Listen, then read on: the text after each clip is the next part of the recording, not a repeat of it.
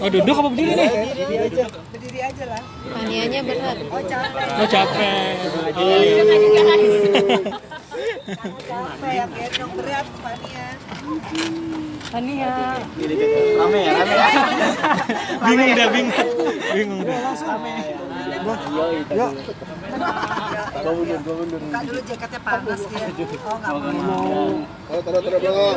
Belum. Munduran yuk. Udah. Mundur yuk, 1, 2, 3, mundur. Udah ya. Maafin ya. 1, 2, 3. Udah. Ini babysitter nggak kelihatan? Oke, adalah Parkiran. Udah. boleh diceritain kemarin gimana sih kejadiannya? Keadaan Atala seperti apa? Keadaannya sekarang gimana? Keadaan sih ya aman-aman aja, tapi emang pelakunya lagi dicari sama polisi dan cepet polsek juga. Kronologisnya seperti apa sih? Kronologi ya, jadi aku habis dari rumah teman kan, pulang jam 3-an dan rumah teman aku tuh di daerah Pasar Minggu. Jadi rumah aku kan di Ciganjur, kalau pulang tuh selalu lewat Cilandak KKO. Dan pas aku lewat sendiri udah lumayan sepi, cuma ada 3 angkot yang mangkal. Pas mobil aku lewat ada salah satu angkot yang ikut keluar juga.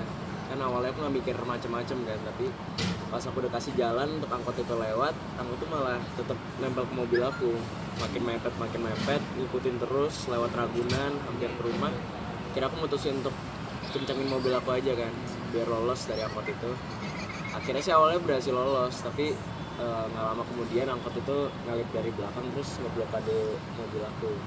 Terus 2 orang turun dari angkotnya, salah satu itu mukul-mukul mobil aku kayak keras, terus tendang-tendangin suruh aku keluar kan. Nah aku gara-gara apa ya, penasarannya kenapa sih ini orang kayak mukul-mukulin mobil, tiba-tiba akhirnya aku turun dari mobil. Pas aku pengen nanya ada apa, salah satu orang itu langsung narik jaket aku, dirobek. Terus aku ngebela diri kan, aku tonjok orang itu. Besok tonjok, salah satu temennya tuh nonjok aku dari belakang juga. Belum lama kemudian salah satu temennya keluar lagi dari angkot, udah bawa kayak dongkrak gitu loh, senjata. Dia pengen mukulin aku bertiga. Pas pengen dipukulin, akhirnya ada warga yang ngebantu aku. Kejadian itu ada trauma sendiri nggak atau gimana? Trauma sih pasti ada ya, kayak mungkin untuk sekarang dulu aku pakai supir dulu dan nggak pulang pagi, tapi apa ya, pasti bakal tersendiri lagi sih, aku lebih hati-hati. Tapi selain fisik yang kena, ada barang yang hilang atau gimana? Barang nggak ada yang hilang sih, tapi rusak jaket sama mobil paling lecet dikit. Kenapa sih nggak milih nginep di rumah teman aja, malah milih keluar juga? Soalnya aku pagi-pagi itu ada kerjaan, jadi emang harus pulang ke rumah. Oke Mbak Vena, pas mendengar Atala dapat musibah, itu gimana rasanya? Jadi dia tuh nggak nelpon saya, nggak nelpon bapaknya, nggak nelpon kakaknya, dia hadapin sendiri. Saya baru tahu itu besok sore. Jadi itu kejadian hari apa ya, Laya?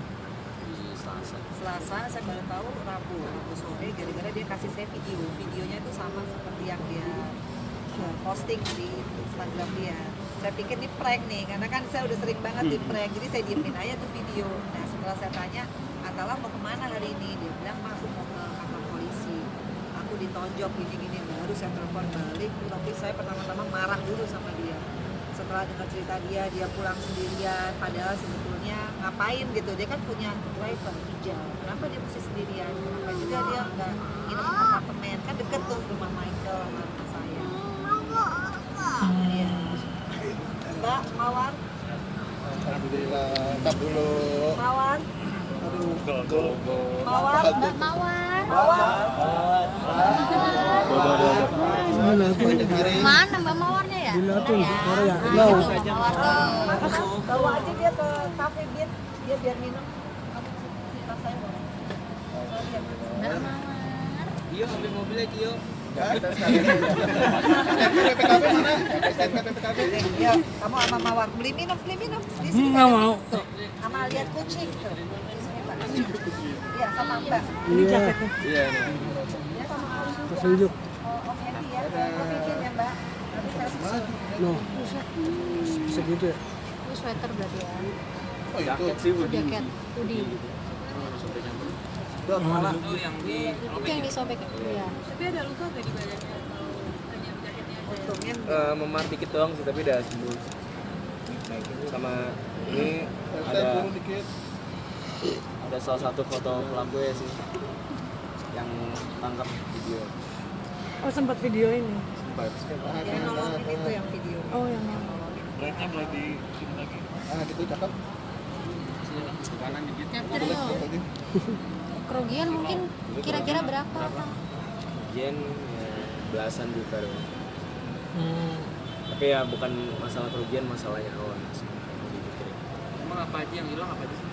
Nggak ada yang hilang sih, mungkin jaket ini yang robek sama mobil ada lecet-lecet dikit gara-gara ditendangin kan. Mbak Vena akan lebih protektif nggak sih setelah iya. kejadian ini? Iya, makanya nih sekarang dia lagi saya suruh nginep di apartemen sambil saya dampingin. Intinya Atala ini harus belajar karena ada 2 kali ya. Pertama yang dia tabrakan 2 tahun yang lalu itu yang mobilnya hancur tapi dia alhamdulillah selamat, itu kan juga karena pagi-pagi gitu kan. Tapi itu tuh sama supir. Nah sekarang dia sendirian hampir aja Begal ya? istilahnya dikeroyok lah gitu. Dan ini kan modus baru ya kalau menurut saya, karena kalau dia mau begal mobil mestinya logikanya begitu Atala turun bukan dirobek bajunya tapi diambil mobilnya. Nah ini kenapa kok dia robek bajunya Atala, terus dia lebih pengen menganiaya ketimbang nyerang apa isi di dalamnya atau apa dompet, itu agak aneh. Iya, makanya pas aku ke polsek itu jatuhnya bukan perampokan, jatuhnya penganiayaan. Soalnya kan 2 orang kan mencoba ini. Dan dia tuh nggak minta barang sama sekali waktu itu, malah lebih nyerang itu Pak. Mbak Vena Dia punya musuh sebenarnya. Ada yang nggak Ya, suka mungkin. pasti ada yang nggak suka tapi nggak pernah tahu sih siapa, belum mikir ke sana, tapi nggak menutup kemungkinan juga. Tapi gambaran orangnya udah ada belum pikiran lo mas? Siapa di Indonesia yang nggak suka sama kamu sendiri mungkin?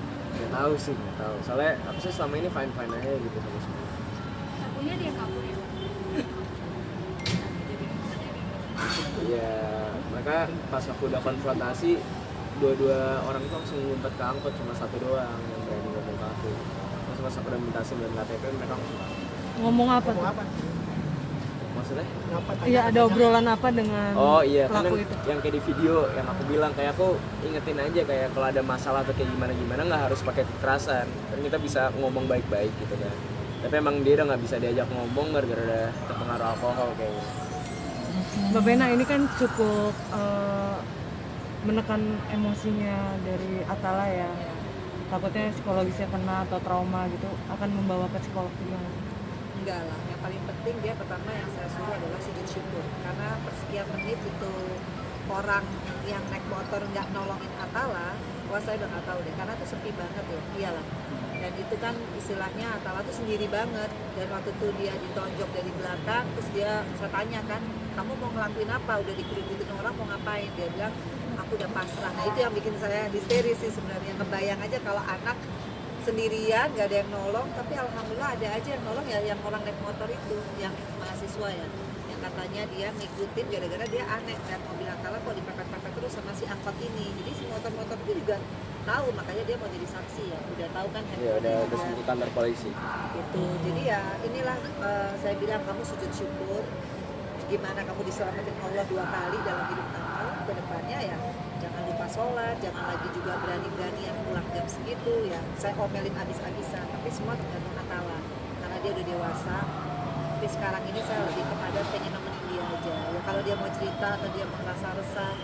Tapi memang sebagai seorang ibu, malam itu saya mimpi juga kejadian itu, saya mimpi gak enak, tapi saya gak nyangka kalau ada kejadian yang Atala tuh berani, karena sepanjang ini dia gak pernah sendirian, selalu sama si Ijal ya. Nah itu gak tahu kenapa tiba-tiba. Nah, kalau aku nggak pakai supir gara-gara kan pacar aku baru beli mobil kan, si Aisyah itu. Dan dia nggak bisa nyetir sendiri ke rumah, jadi aku pinjemin aja supir aku untuk antar dia. Kayak apa? Jadi malam itu sebelum kejadian itu kan jam 4 ya. Ini kan datang sama Aisyah ke rumah, lari-larian sama si Fania, tiba-tiba kaca apartemen ditabrak sama si Atala, tiba-tiba jatuh. Padahal tuh kaca kan berat ya, kaca apa sih rolling door ya gitu ya. Kok bisa jatuh, itu saya juga aneh. Terus saya nasehatin banyak hal, dia marah ya kan, yang biasa jam 12 malam saya cek, jadi karena marah-marahan jadi nggak ngecek kan. Terus saya mimpinya nggak enak, nggak jelas. Nah terus paginya saya telepon sama Vero nggak cerita soal ini. Jadi saya taunya Karena saya lagi nggak ngomong, saya iseng aja, kamu kemana hari ini? Terus dia baru kasih video itu sama kasih cerita, baru saya omelin yang kemarin malam belum kelar ngomelnya, saya ungkapin semua perasaan saya. Nah inilah kalau Atala nggak mau dengar apa kata mama, karena sebagai seorang ibu tuh feeling saya kan tajam. Kalau saya udah bilang jangan pulang pagi, jangan ini, jangan itu, ya harus jadi pertimbangan ya adik ya. Akhirnya kan ya itu mungkin Tuhan juga mengingatkan. Tapi Mbak Vena udah bertemu belum sama si sosok penolong dari Atala? Oh belum. Saya lebih penting nanti saya percaya polisi, khususnya Kapolsek Jagakarsa ya. Karena ini kan juga udah viral sama teman-teman juga, mudah-mudahan ini jangan menimpa orang lain. Karena saya juga pernah tinggal daerah Jagakarsa, seumur-umur nggak pernah ada modus kayak gitu. Orang lagi jalan baik-baik, dia cuma 30 km kan per jam, tiba-tiba dipepet. Kalaupun karena social gap ya, kesenjangan sosial, tapi apakah harus menganiaya orang gitu. Jadi kenapa aku perpanjang kasus ini tuh gara-gara biar nggak menimpa orang lain gitu. Takutnya kan ada perempuan yang pulang jam segitu nasibnya mungkin beda kan. Jadi biar pelaku-pelaku itu kena hukum aja, biar jerak lah. Tapi kapok nggak nih pulang jam segitu? Dan lewat jalan itu lagi. Lewat jalan itu. Ya gitu lah, lewat jalan itu pasti harus kan cuma itu doang kalau main pulang kan. Jadi lebih was-was gitu. Jamnya. Iya jamnya mungkin dan apa ya lebih hati-hati aja. Kalau Mbak Vena sendiri, anak-anak udah gede semua nih, cara memantaunya gimana sih? Ya kalau Vero tuh dia nggak pernah sih mau konyol gitu meskipun dia bisa bela diri. Vero tuh kan memang taekwondo, badminton. Makanya saya tanya, kamu berani-beraninya turun dari mobil padahal kamu nggak bisa bela diri. Saya tanya, emang modalnya apa? Aku udah pasrah mah. Ya kan nggak konyol, itu konyol. Makanya Enggak, aku kira tuh kita tuh bisa ngomong dengan baik-baik. Ya, nggak mungkin. Tapi emang nggak bisa.